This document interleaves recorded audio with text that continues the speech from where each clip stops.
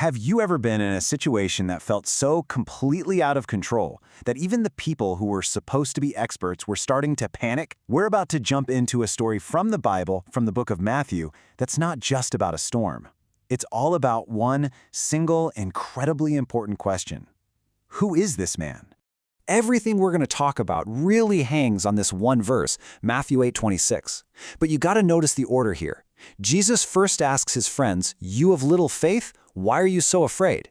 He deals with their hearts before he deals with their storm. That sequence, well, it's everything. And we're going to unpack exactly why. And this is where the story gets really personal, really fast. I mean, these guys were professional fishermen. They knew a bad storm when they saw one. But they were missing one critical piece of the puzzle. It makes you wonder, right? In our own storms, in our own chaos, do we really know who's in the boat with us? Okay, so let's paint the picture here. We're out on the Sea of Galilee, and for a bunch of the guys in this boat, this water wasn't a vacation spot. It was their office. It's where they made their living. They knew every current, every shift in the wind. And on this particular day, the experts were absolutely terrified. You just can't miss the contrast here. On one side of the boat, you've got these seasoned pros, guys who know the water inside and out. And their expert opinion is, we're done for. We're going to die. Their reaction is just pure, raw terror.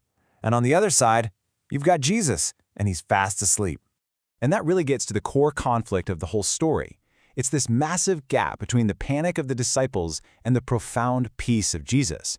And this isn't just about one guy being a bit more chilled out than the others. No, this is about a fundamental difference in what they knew to be true. I mean, just look at this side by side. It's so stark. You have their desperate cry, "Lord, save us, we're going to drown." They are 100% certain this is the end. And then you have Jesus' state. Total tranquility. He was sleeping. The storm that was raging on the outside had literally zero effect on his peace on the inside. So here's the key. Their fear wasn't because they were cowards. And Jesus' calm wasn't because he was just detached from reality. The difference was knowledge. Jesus knew something the disciples hadn't fully grasped yet. They knew the storm, for sure, but he knew the one who made the storm.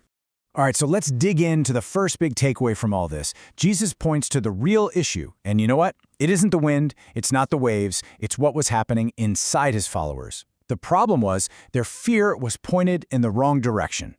You know, when Jesus says, "You of little faith," he's not saying they have zero faith, not at all.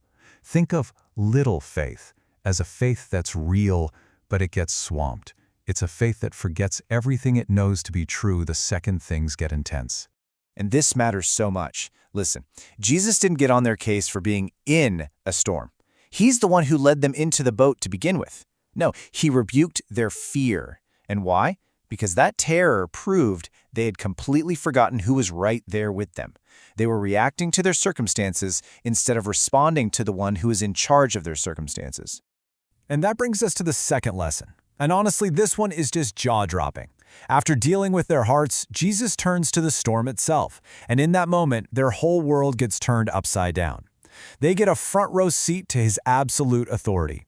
And in the sudden, shocking silence after the storm stops, this is the question that just hangs in the air. The fear of drowning is gone, but it's replaced by a new kind of fear. It's awe. They whisper to each other, "What kind of man is this?" They have never, ever seen anything like it. And right away, the evidence starts piling up. His authority isn't just limited to one thing. First, boom, total command over the natural world. But then, if you keep reading in Matthew, you see him immediately command demons, and they obey just as quickly.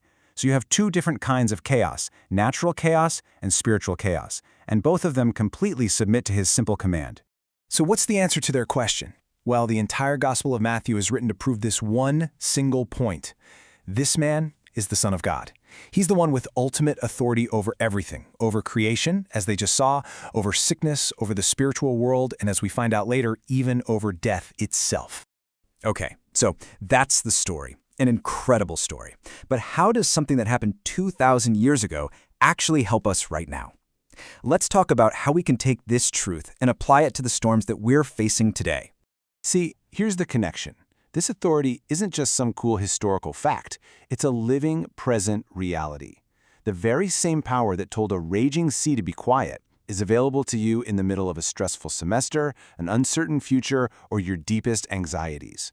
It's the power that holds your very soul together.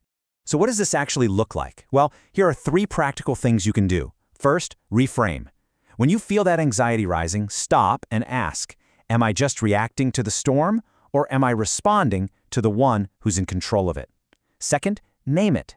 Go ahead and acknowledge what you're afraid of, but in the very next breath, name the one who is with you in the boat. And third, wield it. Memorize Matthew 8:26. Make it the alarm bell in your head that reminds you to check where you're putting your focus. So here's the bottom line. Our confidence in life isn't based on the flimsy hope that we'll never have to go through a storm. Not at all. It is grounded in the rock-solid reality of His absolute authority over every storm. Peace isn't the absence of trouble. It's the presence of the King right in the middle of it. So I'll leave you with this to think about. What's the storm in your life that's making the most noise right now? What's the thing that's trying to get all your attention? And how would things change today if you started to focus not on the size of those waves, but on the one who's in the boat with you?